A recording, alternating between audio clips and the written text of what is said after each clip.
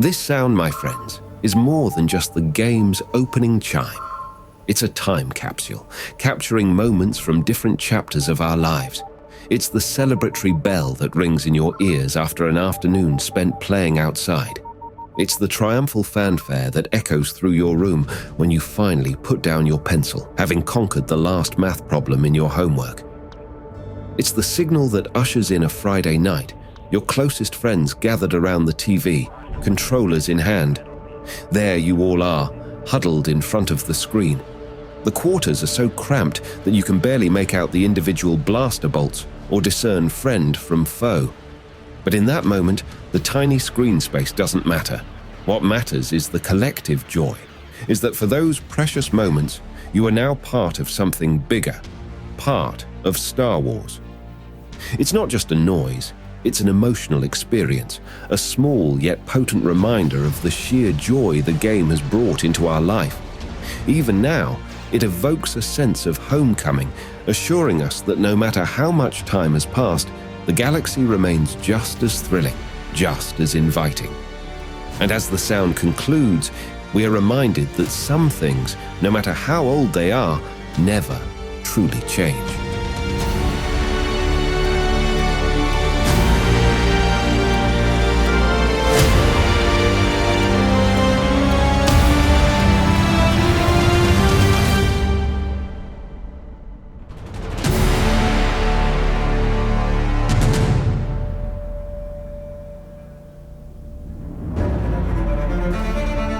It's remarkable to consider the evolution of Star Wars video games over the years. In the beginning, it felt like the open sea of game development, where developers seemed to have immense creative freedom to explore the galaxy far, far away. The early years brought a vast spectrum of titles, some extraordinary, some good, some flawed, and some devilishly challenging but rewarding. These games weren't merely time passers. They were windows into the expansive universe of Star Wars, avenues that allowed fans to delve deeper into its lore and characters. The movies provided the foundation, but the games constructed entire edifices of story, context, and lore on top of it. Each title offered something new, expanding the Star Wars mythos in a way that was captivating for those hungry to know more about this massive universe. You're building your own Star Wars fantasy. You're picking your own characters. You can be a stormtrooper, a rebel pilot, a clone trooper, battle droid. In today's video, we're diving into a title that broke new ground in the Star Wars gaming landscape, bringing players into aspects of this expansive universe in a way they had never experienced before.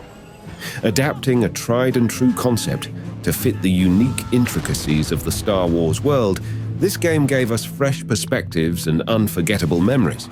We'll first explore it through the lens of youthful excitement and nostalgia, revisiting the awe and wonder that originally captivated us. Then, we'll switch gears and assess the game through our more discerning, albeit somewhat jaded, adult eyes. So, prepare to be transported back to 2004 as we delve into Star Wars: Battlefront.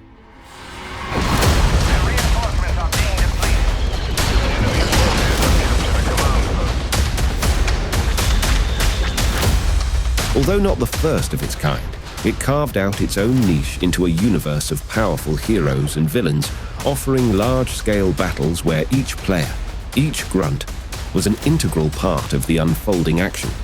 It allowed players to engage with the Star Wars universe in a way that was fresh and exhilarating.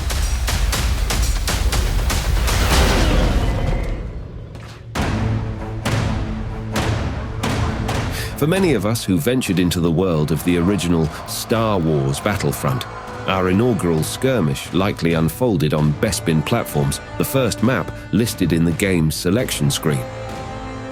Over time, this atmospheric battleground, set amidst the towering gas platforms of Cloud City, epitomizing the balanced yet chaotic warfare that made the game so compelling. Bespin platforms offered a labyrinth of possibilities.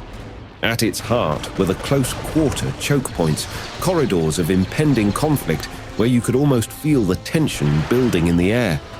Here, Blasters would fire in frenzied bursts, thermal detonators exploding all around, creating a chaotic and unpredictability to the already tumultuous atmosphere. Yet the map also afforded broader tactical maneuvers. For those daring enough to stray from the central skirmishes, an array of starfighters awaited on the outer platforms. Piloting one of these ships offered not just a momentary escape from the ground battle, but also a strategic advantage, as you could zoom over to distant command posts, often undefended and ripe for the taking. Every role found its place and purpose. Whether you fancied the long-range precision of sniping from the periphery, or thrived in the adrenaline-pumping thick of battle, unloading your blasters into a tumultuous crowd of enemies, there was a role for you. Engineers and support units found their niche in keeping the war machine well-oiled.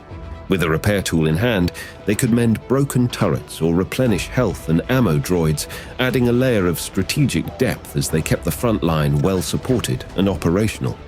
Those wielding rocket launchers found their purpose in demolition, targeting not just the enemy's fortified positions, but also the starfighters that occasionally touched down or hovered too close to the platform.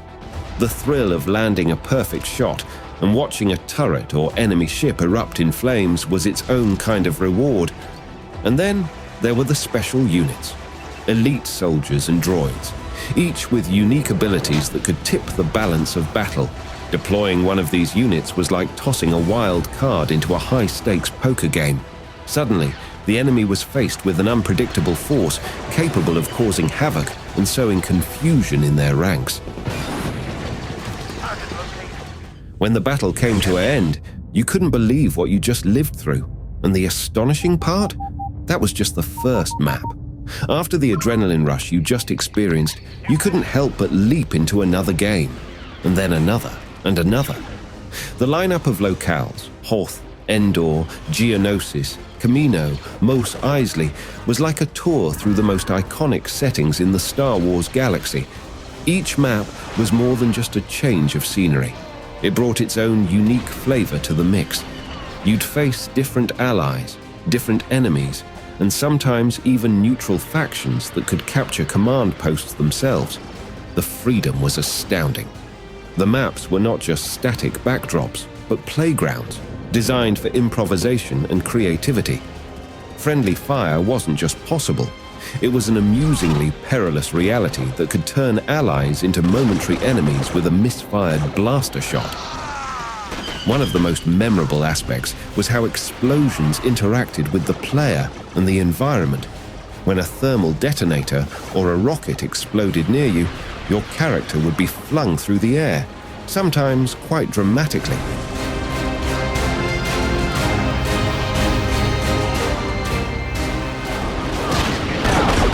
Picture yourself in 2004, eagerly launching into an instant action match teeming with AI-controlled allies. You'd expect the technology of that time to deliver a flat, predictable experience, but that's not what happens. The battlefield feels alive, and a lot of this lifelike feeling comes down to how well the AI behaves. Each character in your digital platoon seems to have a role, a purpose, a unique behavior that contributes to the overall war effort. You notice the sniper first. They position themselves at elevated vantage points, finding the perfect spot to camp, aiming with precision and firing when the time is right. They hang back, just as a real sniper would. Then there are the heavy units, the tank busters. They don't act like the snipers at all. Their primary focus is on taking down vehicles. When a vehicle rolls into view, something triggers in their behavior. They approach, aim, and unleash their heavy artillery. Don't forget the pilots, those unsung heroes who border on magical with their timely appearances. It's almost like sorcery the way they navigate the chaos of the battlefield to reach you. Just when you're low on health or ammo, there they are, as if guided by some mystical force. Today, it's silly to think that there's some magical force guiding the AI's actions. But back then, we weren't accustomed to the basics of programming and video games creation. All these behaviors, as distinct and complex as they seem, are governed by relatively simple principles like finite state machines and a star pathfinding algorithms. The snipers, heavy units, and pilots are all flipping between different states based on their conditions and objectives. They're finding the most efficient routes to fulfill these objectives, thanks to that A-star algorithm that underpins their navigation. Even with the advancements in AI technology since 2004, there's something timeless about the intelligence of the original Battlefront soldiers. As we take off our rose-tinted glasses and view Star Wars Battlefront through the lens of modern-day scrutiny, it's evident that the game shows its age in many aspects. Despite the warm nostalgia that envelopes us when we recall those halcyon days of childhood gaming, it's impossible to ignore how the title has aged. The footage you're watching right now is from the Steam edition, and while the graphics are indisputably crisper, the gameplay itself seems to have suffered some alterations that detract from the experience. In the Xbox version, the AI-controlled transport ships performed in a manner that added a touch of realism to the game. They would fly overhead, land, and take off. Contrast that with the Steam version, where the transport ships appear to be virtually broken. Taking a closer look at the game mechanics, several aspects reveal the limitations of the title, especially when compared to contemporary games. The maps, for instance, are expansive but paradoxically confining when it comes to aerial combat. The game frequently warns players to return to the battlefield, curtailing the potential for high-flying dogfights. An invisible ceiling also limits the altitude, making the sky feel inexplicably small and constricted. While the starfighters are user-friendly and easy to control, they move at a pace that can feel sluggish in comparison to what modern gaming has conditioned us to expect.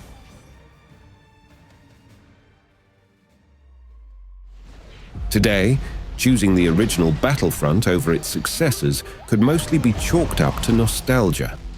Although you have access to air-to-ground battles, newer titles offers a wealth of additional gameplay that not only improve upon the original experience, but extend it in exciting new ways.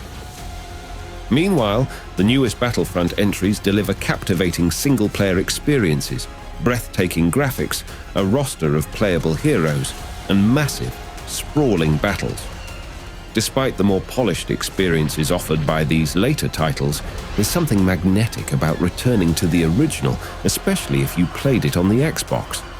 It's where the memories are, and those memories have a way of drawing you back, making you willing to overlook the limitations and relive the magic that first captivated you.